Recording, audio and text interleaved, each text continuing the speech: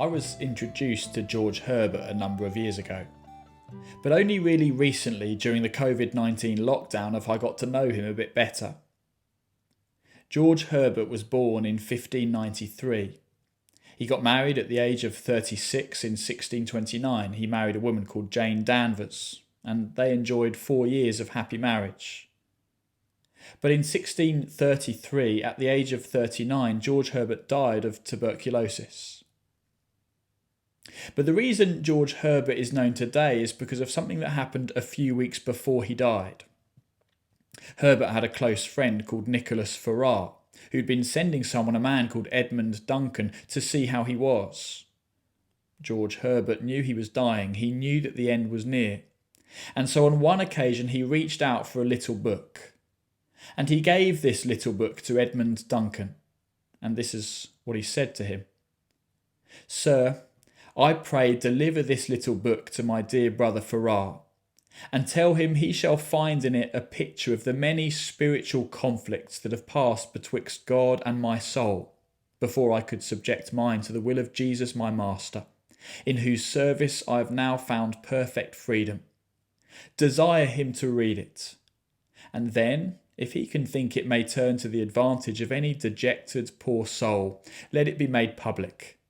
If not, let him burn it, for I and it are the least of God's mercies." And that little book, the little book that George Herbert gave to Edmund Duncan in 1633, was a collection of 167 poems. When George Herbert died, his poems were unpublished. But later that year, his friend Nicholas Ferrar published his poems under the title The Temple.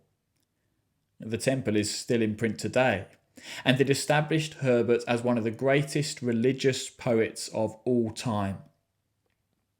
If you go to the Poetry Foundation website and search for George Herbert, this is what it says about him. He is enormously popular, deeply and broadly influential, and arguably the most skillful and important British devotional lyricist of his or any other time. What a tribute! What a tribute to a man who didn't publish a single poem during his lifetime. For the last 3 years of his life, George Herbert was a pastor. But for many, many years, he was a profound poet. And today, we still benefit from his poetry. I'm not a poetry expert, far from it. I'm not really even a poetry enthusiast. But that's one of the things that makes George Herbert so special, is that even someone like me can enjoy his poetry. And over the last few months, Sunday by Sunday during the COVID-19 lockdown, just for a few minutes, I've read and reflected on a George Herbert poem. And I'd love us to do a bit of that together this summer too. Apparently Charles Spurgeon, the great 18th century preacher, once said, "I love George Herbert from my very soul." And after Spurgeon died, his wife recounted how they sometimes spent Sunday evenings. This is what she said. "It is the Sabbath, and the day's work is done.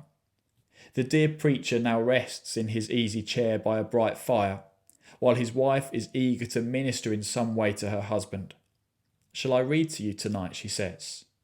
For the excitement and labour of the Sabbath services sorely try him, and his mind needs some calm and soothing influence to set it at rest. Will you have a page or two of good George Herbert?' 'Yes, that will be very refreshing. I shall like that.'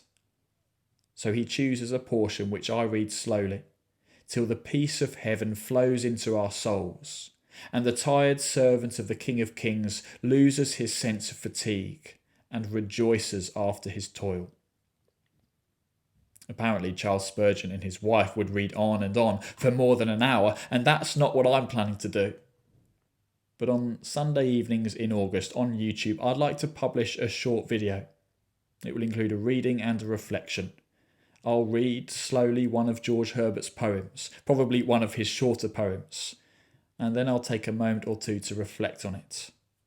And my prayer is that on Sunday evenings in August, at the end of the day, the peace of heaven would flow into our souls too.